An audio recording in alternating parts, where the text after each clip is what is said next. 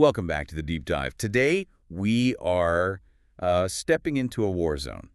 That's a strong way to start. I think it's appropriate, but I'm not talking about a conflict fought with, tanks or drones. This is a war fought with zoning codes, environmental impact reports, and some very, very angry letters to the editor. Right. It's the battle of the public hearing. Exactly.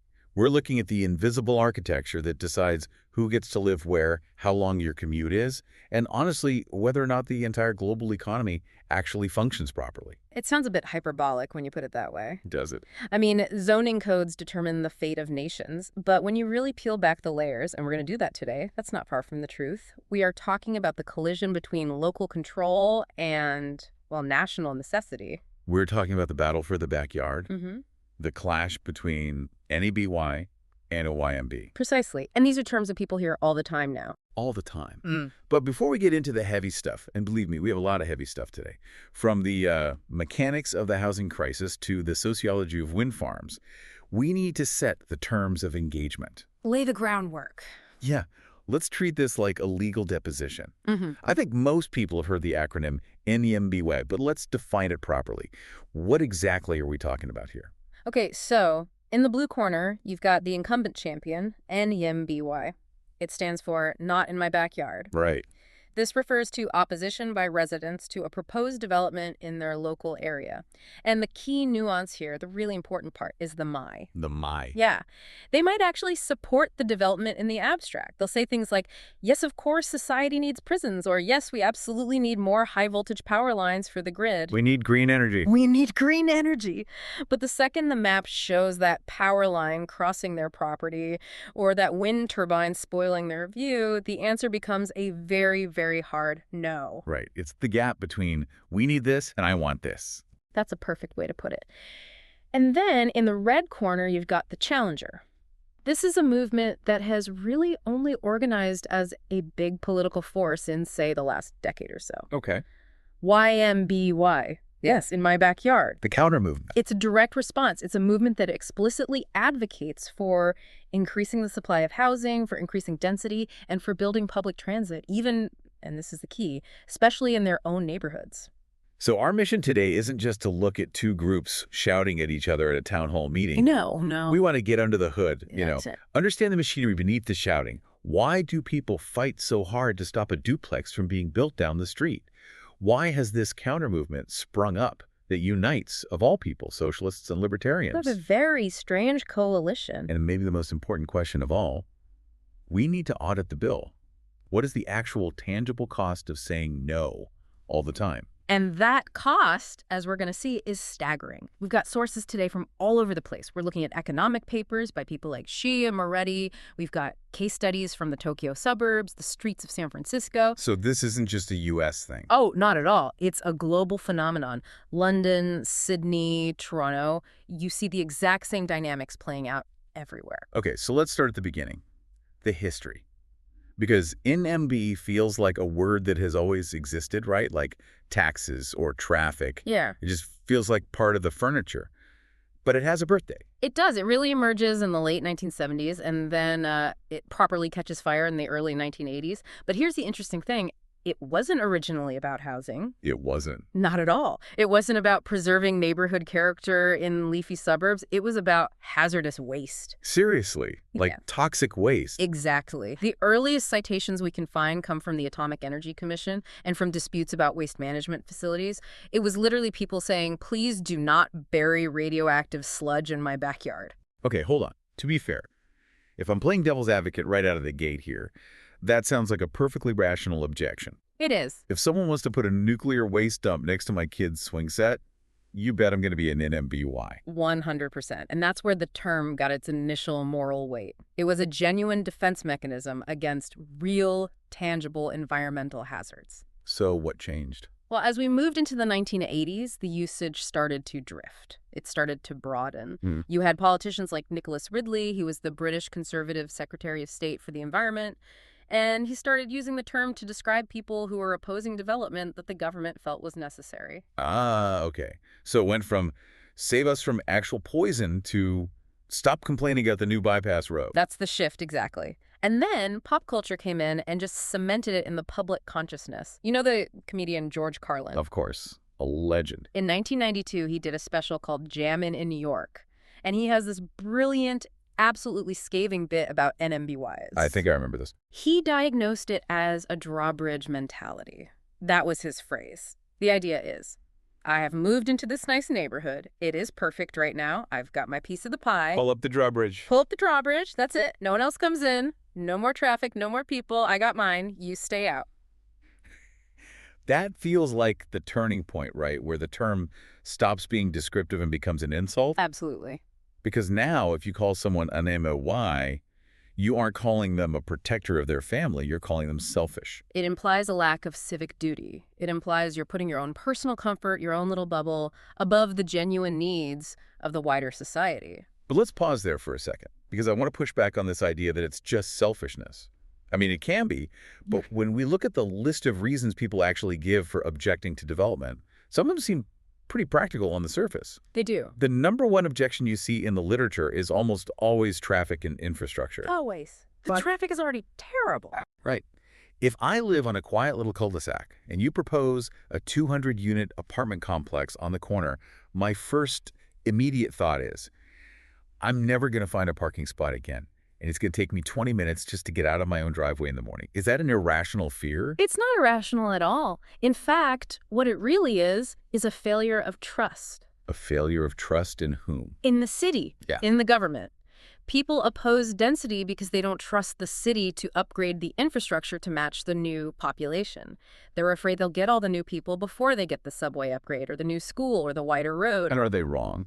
Historically, they're often right. The development comes first, and the infrastructure improvements lag by years if they come at all. Okay, so that's the practical side. But then there's the big one, the financial side. For the vast majority of people, certainly in the US, the UK, Canada, their home is their piggy bank. It's everything. It's their retirement fund. It's Yeah. the only real wealth they have ever accumulated. This is so crucial to understanding the psychology here. We have constructed an entire economy where homeownership is the primary vehicle for wealth accumulation for the middle class. So homeowners are, understandably, hypersensitive to anything that might threaten that asset's value. It's not just a home. It's a 401k with a lawn. That's it. So if there's a perception, and notice they say perception, it doesn't even have to be true, that a new development will lower property values, the homeowner reacts as if you are trying to physically rob their bank account. It's just rational asset protection from their point of view. It is. And then you layer on top of that the more amorphous quality of life arguments. Like what? Pollution, noise, light. If you live near a proposed wind farm, you aren't just worried about property value in the abstract. You're worried about the shadow flicker from the blades on your living room window every single morning. You're worried about that low-frequency hum that you can't escape. And then we get to the most powerful and maybe the most problematic phrase in the entire NIMBY arsenal. I know which one you're going to say. Neighborhood character. Neighborhood character. It sounds so lovely, doesn't it? It evokes these images of white picket fences, historic brownstones, a unique sense of place. It's warm and fuzzy. But there's a but coming. There's a big but. But it is very often weaponized. Neighborhood character is legally vague enough that it can mean almost anything you want it to mean. So you can just pour your own objections into that bucket. Exactly. It can mean, I don't like modern architecture, or I don't like the shadows a tall building might cast. But historically, and we see this in the data, it often serves as coded language. Coded for what? It's code for, I don't like the kind of people who I imagine would live in that new building. So we're talking about exclusion. Social and economic exclusion. Yes. When the character you are passionately trying to preserve requires that no home in the neighborhood costs less than, say, $1 million, you are implicitly saying that you want to exclude anyone who can't afford that price tag. You're preserving a demographic character as much as an architectural one. And this often comes up with even more charged language around crime and safety, doesn't it? It's the next step. You see a proposal for a drug detox center or a homeless shelter or even just a block of affordable housing, and suddenly the flyers go up warning about public safety. The fear factor. The stigma is incredibly powerful. There's a deep-seated belief that density or low-income housing automatically brings crime. Now, the data on this is very complex and in many cases shows that well-designed mixed-income developments don't actually increase crime rates. But the fear of it is visceral. And fear drives turnout at those city council meetings. Fear gets people out of their houses on a Tuesday night like nothing else. Okay, so we have this toxic brew of rational fears about traffic, deep financial anxieties about home values, and then some, let's say, less noble instincts about social exclusion. But why does this dynamic play out the exact same way in London, in Sydney, in New York, and in Toronto? There seems to be a structural reason why the NIMBYs almost always win these fights. There is, and it comes down to a fundamental concept in political economy. It's often called concentrated costs and diffuse benefits. Okay, let's unpack that. That sounds a little academic. How does that math work in the real world? Okay, let's take your example of an airport expansion. A new runway is a diffuse benefit. Diffuse meaning spread out. Spread out very thinly. It means millions of travelers get slightly cheaper flights, there are more flight options, the regional economy grows a little bit, but that benefit is spread so thin. If I save $50 on my flight to Chicago once a year, I'm happy about it, but I'm not going to take a day off work to go down to City Hall and testify in favor of that runway. Right. The benefit to you as an individual is negligible in the moment. You don't really feel it. Exactly. But the costs are concentrated. They fall entirely on the few thousand people who live directly under the new flight path. They get all of the pain. All of it. They get the noise, they get the vibrations that crack their windows. Their daily lives are significantly negatively impacted. So they are highly, highly motivated. They're desperate. They will organize. They will pool their money to hire lawyers. They will show up to every single meeting for years. This is what's known as the collective action problem. The small group with a huge, concentrated incentive to say no will always out-organize the massive, silent majority that has a tiny, diffuse incentive to say yes. That makes perfect sense. It's why we all want electricity, but absolutely nobody wants the power plant next door. That's the perfect analogy. And this intensity, this energy, has birthed a whole new vocabulary. Our sources provided this incredible list of acronyms that have evolved from NIMBY. It's like an alphabet soup of opposition. It really is. The movement or the mindset has radicalized in some places. Let's run through some of the best ones. I think everyone knows NIMBY by now, but have you encountered banana? Oh, yes. BANAA. Build absolutely nothing anywhere near anything. Or sometimes near anyone. Right. And that captures a mindset that has really moved beyond just protect my yard into a general philosophy that all development itself is inherently bad. You see this in certain sort of extreme environmentalist circles or in ultra-conservative preservationist groups. Okay, and then there are the KV people. CAVE, Citizens Against Virtually Everything. That one feels a little mean-spirited, doesn't it? Yeah. Like something a frustrated city planner would mutter under their breath after a long meeting. It's definitely pejorative, absolutely. But it does describe a very real demographic that exists in local politics. These are the people who show up to oppose the tax hikes, the sewer rate increases, the new library, and the new housing. They just want the status quo frozen in amber forever. Now, we need to talk about the darker side of this alphabet soup. We touched on exclusion earlier, but there are terms that explicitly call out the racial and class dynamics at play. One that really stood out to me in the research was NIMN. N-I-M-N. Not in my neighborhood. How is that meaningfully different from NIMBY? It sounds almost the same. The distinction, and this largely comes from the work of authors like Intero Piatila, who studied the history of housing in Baltimore, is that NIM is specifically linked to the history of redlining and racially restrictive covenants. Ah, so it's not about a structure, it's about people. Exactly. It's about maintaining the racial or ethnic homogeneity of a district. It's not in my backyard, but applied to a demographic group rather than a physical building. And then there's the acronym that completely flips the power dynamic on its head. PIBBY, Place in Black's Backyard. That is incredibly blunt. It's jarring to even say. It's meant to be. It's a term that comes directly out of the environmental justice movement, specifically from the groundbreaking work of the sociologist Robert D. Bullard. It describes the path of least resistance. What do you mean by that? Well, think about it. If rich, predominantly white communities are effective NIMBYs, if they have the lawyers, the free time, and the political connections to stop the incinerator or the waste treatment plant from being built in their town, where does that facility go? It doesn't just disappear. Society still needs to treat its waste. Right, it has to go somewhere. So it goes to the community that lacks the political capital and the resources to fight back. And historically in the United States, that has been poor, Black or other minority communities. So successful NIMBYism in one place directly creates environmental racism in another. That is the direct and unavoidable consequence, yes. Your victory is their burden. There was one more in the notes that I found kind of cynical but also completely believable. Reverse NIMBY. Ah, yes. This is the politician's favorite trick. It sounds like it. It's basically not in my backyard unless there's a lot of federal money involved. You see this constantly after natural disasters. A politician who usually preaches small government and local control will suddenly stand in front of a camera in the wreckage and say, "My district, my backyard has been devastated, and we need federal funds now." So they're using the backyard framing to demand resources instead of rejecting a project. Precisely. It's a way of saying my problems matter more because they're happening here. Okay, so we've established the psychology, the vocabulary, the whole ecosystem of opposition. But I want to move to what you call the main event, the price tag. Because you mentioned earlier that this isn't just about local annoyance or aesthetic debates. The sources you sent over cite a study by Cheyenne Moretti that threw out a number that honestly made me do a double take. $1 trillion. Yes.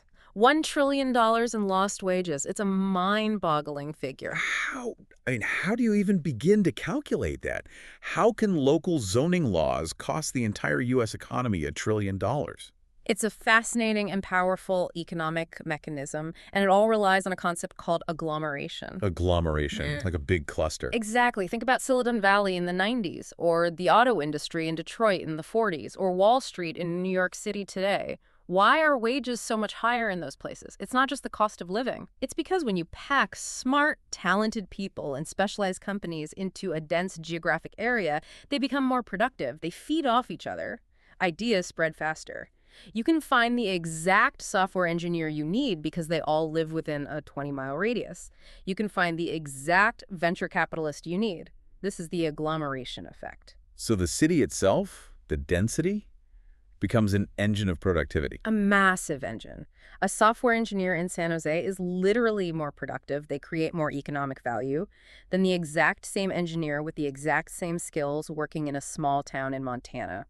Not because they're smarter, but because of the network effects of the city around them. Okay, I follow that. That makes sense. So where does the $1 trillion loss come from? The loss comes when you break that engine. Shea and Moretti's argument is that because of NIMBY restrictions, because cities like San Francisco, San Jose, and New York made it functionally illegal to build enough housing to accommodate everyone who wanted to work there, workers couldn't move. So that engineer has to stay in Montana. Right. Or the teacher, or the nurse, or the biotech researcher. They have to stay in lower productivity regions because the rent in the high productivity superstar cities is mathematically impossible for them. And that's a drag on the whole economy. A massive drag. This misallocation of labor, having millions of people working in places where they are less productive than they could be, dragged down the total U.S. GDP by as much as 36% between 1964 and 2009. And that lost productivity adds up. That's the $1 trillion. It's the money we didn't make because we locked people out of our most successful cities. That is just wild. We usually think of the housing crisis in personal terms, like I can't afford my rent.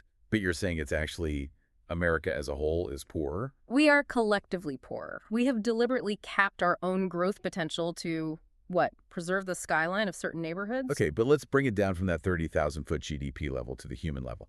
The most visible and devastating cost of all this is obviously homelessness. The correlation is undeniable, and it's heartbreaking. You can try to blame homelessness on any number of factors: drugs, mental health, personal choices, even the weather. But the single strongest statistical correlation in the data, city by city, is the cost of rent. It's that simple. It's that simple. When the median rent in an area exceeds roughly 30 to 32% of the median income, homelessness rates begin to explode. It's a simple, brutal game of musical chairs. If you have 100 people in a city and only 90 available apartments they can afford, 10 people will end up on the street. It doesn't matter how hardworking or sober those 10 people are, there are no chairs left. There was a story in the notes from Vancouver that really illustrated how these NIMBY battles impact daily life in ways that go way beyond just housing. Yeah. The daycare shortage. Oh, this is such a perfect, tragic example of quality of life arguments gone completely wrong. What happened? Vancouver had a massive shortfall of daycare spots. Something like 15,000 spots short. Parents are desperate, on waiting lists for years. A local daycare provider found a suitable location, they had the funding, and they wanted to expand to take in more kids. And the neighbors blocked it. They did. They organized and they stopped it. What could possibly be the objection? We hate children. Not explicitly, of course. The official objections were noise and traffic. Noise and traffic. The sound of children playing outside during the day, the traffic from parents dropping their kids off at 8 a.m. and picking them up at 5:00 p.m. And the city council bowed to that pressure and rejected the daycare's expansion permit. So to preserve the quiet morning coffee of a handful of neighbors, dozens of families were left without essential childcare. That is the trade-off in action. It's not abstract, it's real. That really clarifies the stakes. It's not just about shiny skyscrapers. It's about the basic infrastructure that allows families to function. And then looking at the structural costs, we have to circle back to segregation. We do. We mentioned PIBY and the environmental justice angle, but the data on zoning itself is just stark. The invention of single-family zoning, these laws that say you cannot build anything other than one detached house on a large lot, was often implemented explicitly to replace racial covenants after the Supreme Court struck them down as unconstitutional. Wow. So when the court said, you can no longer put in the deed that black people can't buy houses here. The cities pivoted. They said, okay, we'll just ban the type of housing that lower-income people, which included a large proportion of minority families, could afford. No more duplexes, no more apartment buildings. So it's economic segregation that functions as a proxy for racial segregation. Exactly. And that legacy is still with us. Today, the U.S. has a nationwide shortage of about 7.4 million affordable homes for extremely low-income households. You don't get a number that big by accident. You get it by decades of deliberate policy choices. So the pressure builds, rents skyrocket, the national economy drags, homelessness gets worse, and eventually a counterforce has to emerge. It has to. Enter the YIMBYs. The Yes in My Backyard movement. It really feels like they just appeared out of nowhere in the last, 10 years? Where does this come from? Well, the term itself was actually floating around in the 80s among nuclear power advocates, funny enough. They were trying to push a yes in many backyards message for power plants. But the modern political movement as we know it is really a child of the San Francisco Bay Area in the 2010s. Ground zero for the housing crisis. The absolute epicenter. You had the second tech boom, Facebook, Google, Uber. They were hiring thousands and thousands of people, high salaries, great jobs. But San Francisco and the surrounding Silicon Valley cities were building almost no new housing. A recipe for disaster. Total disaster. You had these stories of 25-year-old software engineers making $150,000 a year who were still living in dorm-style bunk beds because there were simply no apartments to rent. And of course, when those tech workers can't find housing, they just use their high salaries to bid up the price of the existing housing stock. Pushing out the teachers, the artists, the firefighters, the people who make a city run, the displacement was brutal. So a group of activists, many of them young tech workers themselves, started saying, wait a minute, the problem isn't the new jobs. The problem is the lack of walls and roofs. And this is important context from the sources.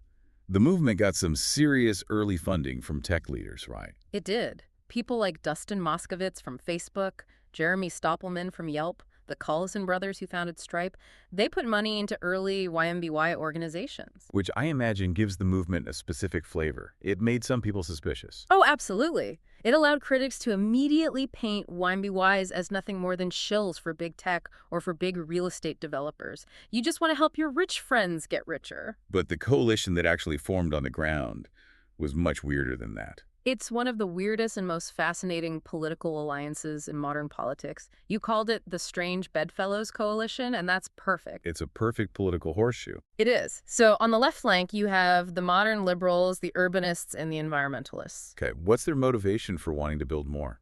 For them, it's about climate injustice. They know that transportation is the single biggest source of carbon emissions in the U.S., about 29% of the total. And that's mostly cars. Mostly cars. Yeah. If you force people to live in low-density sprawl, they have to drive everywhere for everything. If you let them live in dense, walkable cities with good public transit, they walk, they bike, they take the train. So for them, building dense housing is a core climate solution. And the justice angle. They view exclusionary zoning as a tool of racial and economic segregation that needs to be dismantled as a matter of civil rights. Okay, so that's the left. Pretty straightforward. Who are they holding hands with on the other side of the aisle? The libertarian right, the free market absolutists. Wait, how does that work? What's their motivation? For them, it's all about property rights and deregulation. They look at a zoning kind that says, you own this piece of land, but you are forbidden from building a duplex on it, and they see government tyranny. A violation of their A own. fundamental violation of their property rights. They believe that if you just get the government out of the way, remove all these burdensome regulations, the free market will efficiently solve the housing shortage. So you literally have socialists marching alongside Ayn Rand libertarians, both demanding that we build more apartment blocks. It's a bizarre sight to behold, but it's been surprisingly effective. But there's a massive point of contention here, a real philosophical divide that we need to address, because I think a lot of our listeners probably stumble on this exact point. It's the supply and demand argument. By NIMBYs say, build more of anything, even luxury housing, and overall prices will go down or at least stabilize.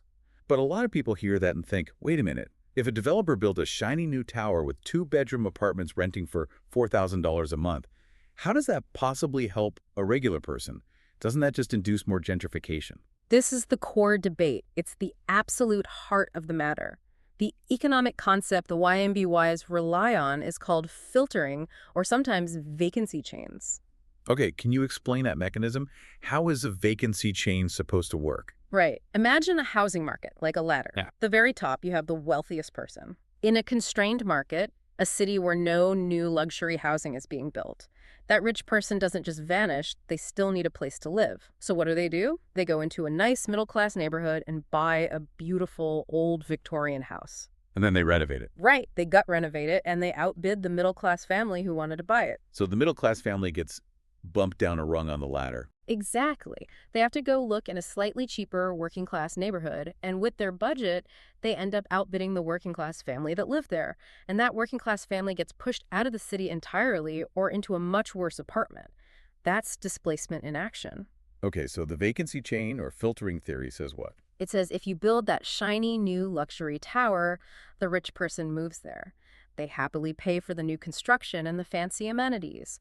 And by doing so, they leave the beautiful old Victorian house alone. The middle-class family can then buy the Victorian. The working-class family gets to stay in their apartment. By adding supply at the top, you relieve the pressure all the way down the chain. Does the data actually support that? Because I have to be honest, it sounds a little bit like trickle-down housing, which has the same ring as trickle-down economics, a theory with a pretty bad reputation. It's very controversial, and the research is mixed. Some older studies showed that filtering does happen, but it's incredibly slow. It can take decades for a unit that was once luxury to become truly affordable to low-income people. So it's not a quick fix. Not for affordability. However, a lot of newer research suggests the effect on rents across the board is much faster. When you build a lot of new units, even expensive ones, the overall vacancy rate in the city goes up. When there are more empty apartments, landlords lose their leverage. They can't just hike your rent by $500 a month because you have other options. You can actually move. But not everyone buys that logic. Yeah. Not by a long shot. And this brings us to the organized opposition to the YIMBYs. And it's not just the grumpy neighbor with the leaf blower. There is a very coherent ideological opposition on the left. Yes. This is where we get yet another acronym, PHIMBY. PHIMBY. Which it stands for. Public housing in my backyard. So these are the folks who say market rate housing is the enemy. That's their core belief. They argue that private for-profit developers exist for one reason: to make a profit, period. They will never, ever build housing for the very poor because there's simply no margin in it. So they're supply skeptics. They are deep supply skeptics. They believe that housing isn't like widgets. They fear that building new luxury buildings just changes the neighborhood's vibe, attracts even more rich people to move, in what they call induced demand, and actually accelerates the process of gentrification. So for them, the answer is, we want 100% affordable, publicly funded social housing, or we want nothing. And what about the opposition from the right? Well, you have the populist right. If you look at the rhetoric from people like, say, Donald Trump or Tucker Carlson, they have very effectively framed YIMBY policies, especially things like ending single-family zoning, as a direct attack on the American dream. The classic, they are coming for your suburbs. It's that exact line. The radical left wants to abolish the suburbs. They want to force your town to build low-income housing next to your beautiful home and destroy your property values. It becomes a defense of local sovereignty against what they see as overbearing state or federal mandates. So the YIMBYs are really stuck in the middle. They're getting shot at by the far left for being corporate shills and developer cronies, and by the far right for being socialist destroyers of the suburban way of life. It is a very tough political place to be. Okay, let's ground all this theory in reality. We've talked about the ideas, but the best way to really understand the trenches of the NIMBY wars is to look at the battlefields. And we have some incredible, almost unbelievable case studies from the sources. Let's start with the green conflict, the fight over energy. This is one of the great ironies of the modern age. You have entire communities of people who, on paper, believe fervently in climate change. They vote for green energy policies, but they will fight to the death to stop the actual infrastructure required to deliver it. And Cape Cod is the classic textbook example of this, right? Cape Wind Project. It was supposed to be America's first major offshore wind farm, a massive, ambitious project. But it was proposed to be built in the waters off the coast of Nantucket and Martha's Vineyard. Home to some of the wealthiest and most politically connected people in the entire country. Exactly. We're talking about the Kennedy family, among others. And they fought it and they killed it. But they didn't kill it by saying climate change is a hoax. No, that's the key. The arguments were never about the science. The arguments were visual pollution. They said, it will spoil the pristine natural horizon. They said, it will hurt the local fishing industry. They tied it up in litigation and bureaucracy for so long that the project eventually just withered and died on the vine. There was a counterexample from Australia in the notes that I absolutely loved. It was like a piece of performance art, the Manly Beach prank. Oh, this was just brilliant political theater. So there's a prominent Australian politician named Zali Steggall, and she's a huge advocate for climate action. Her political opponents, who wanted to expose what they saw as the hypocrisy of wealthy environmentalists, started a petition. What was the petition for? To build a massive wind farm right on Manly Beach, which is this iconic, beautiful, world-famous surf spot right in the heart of her wealthy electorate. A completely tongue-in-cheek proposal, obviously. Yeah, totally. Nobody actually thought it would be built, but it forced the conversation. It was a way of asking the question. You say you want wind energy. Here's a spot with a lot of wind. Do you want it here on your beautiful beach? It perfectly highlights that deep discomfort. Okay, then there's high-speed rail, another massive infrastructure project. Look at the UK's HS2 project. It has been an absolute disaster of delays and ballooning costs, and a huge part of that is local opposition. You have these staunchly conservative constituencies in the countryside revolting because the proposed train line cuts through their pristine fields and tunnels under their historic villages. And they don't even get to use it. That's the rub. They get all the noise and all the construction disruption, but the train doesn't actually stop there. It just whooshes by at 200 miles per hour on its way from London to Birmingham.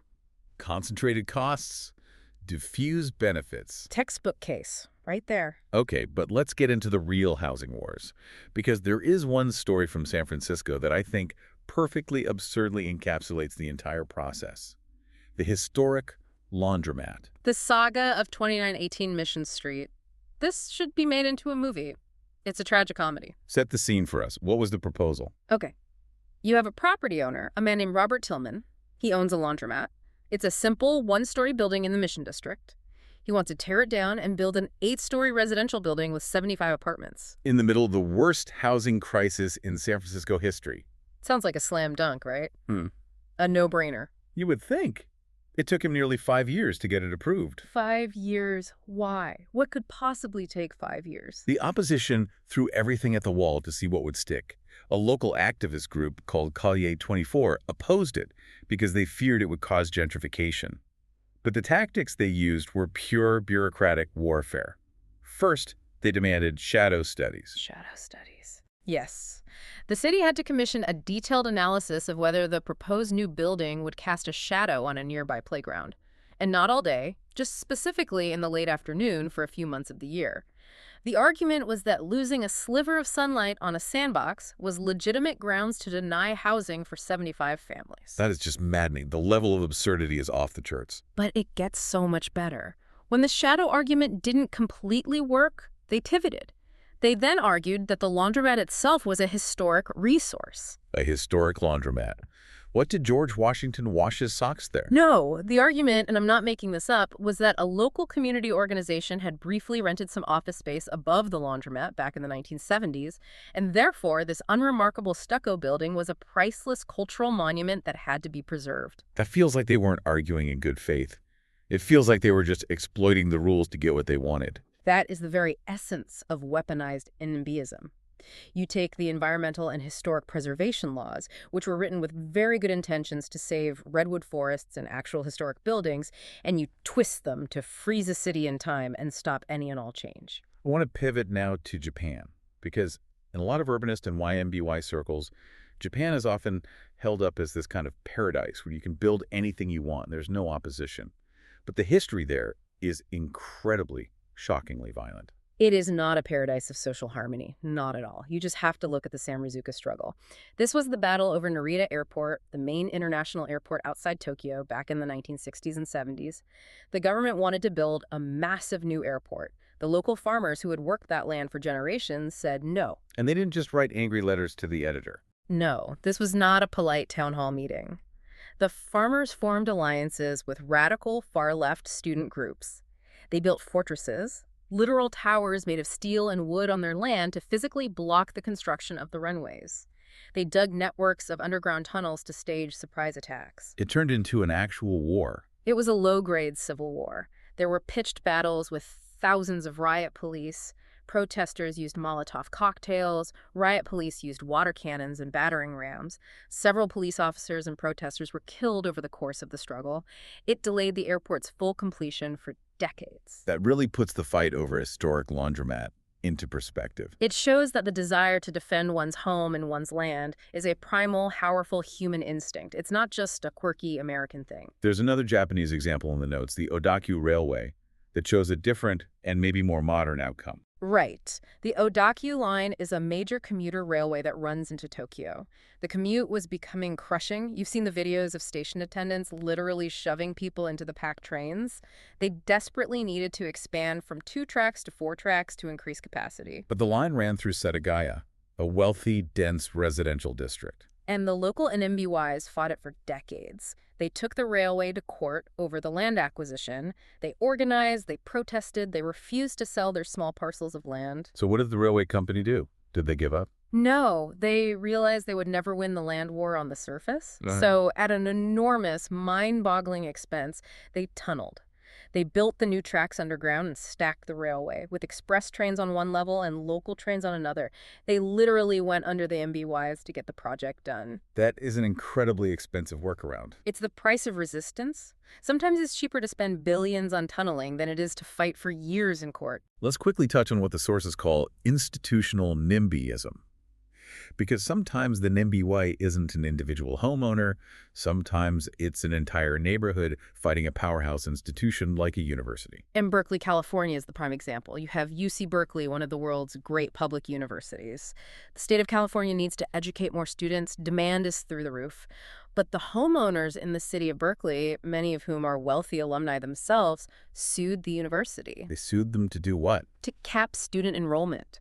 They sued to stop the university from admitting more students. On what grounds could they possibly sue to stop kids from going to college? They use a powerful state law called CEQ, the California Environmental Quality Act. They argued, successfully in court, that students are a form of environmental pollution. You're kidding me. No, the argument was, more students mean more noise, more trash, more traffic, more parties. Therefore, under the law, an increase in the student population is a negative environmental impact that must be mitigated. And a judge actually agreed and ordered the university to freeze enrollment. Imagine getting your acceptance letter to your dream school and then having it revoked because the neighbor is worried about noise from a party. It completely redefines the idea of students from the future of our society into an environmental contaminant that needs to be controlled. And maybe the most heartbreaking case of all comes from Ashtead in the UK. This one, I have to say, just made me angry to read. It should. It's an awful story. A well-known military charity wanted to buy a large house in the town and convert it into a respite center for the families of severely wounded soldiers. These are parents visiting their sons and daughters who have lost limbs in war, who are getting treatment at a nearby specialist hospital. A noble cause, if there ever was one. and the neighbors opposed it. They fought it tooth and nail. At first, they used the standard excuses, traffic, noise. But then they went further. They argued in public meetings that having military families in the neighborhood might increase the risk of a terrorist attack in their town. That's just unbelievable. No heroes in my backyard? It strips away all the polite veneer, doesn't it? When you find yourself arguing that your parking spot is more important than the family of a wounded soldier, you really have to take a hard look at your priorities. So we've painted a pretty grim picture here. A world completely gridlocked by acronyms and lawsuits and shadow studies. But the sources suggest the tide is starting to turn. We are actually seeing some solutions emerge. We are. The sheer scale of the housing crisis in many places has become so acute that it's forcing governments to finally act. They are realizing that decades of local control has, in many ways, failed. So they are moving towards state control. Let's talk about some of the legislative weapons being deployed. California seems to be leading the way here with laws like SB 35. Yeah. How does a law like that actually work? SB 35 is fascinating because it fundamentally changes the rules of the game. It creates a trigger. Here's how it works. Every city in California is assigned a housing quota by the state, a certain number of new homes at various income levels that they must plan for. This is called the RHNA number. And what happens if they don't meet that number? If they just ignore it? If they fall behind on building their fair share of housing, the trigger in SB 35 is pulled. And that trigger strips the city of its discretionary review powers for certain housing projects. What does discretionary review mean in plain English? It means they lose the ability to say no for subjective reasons.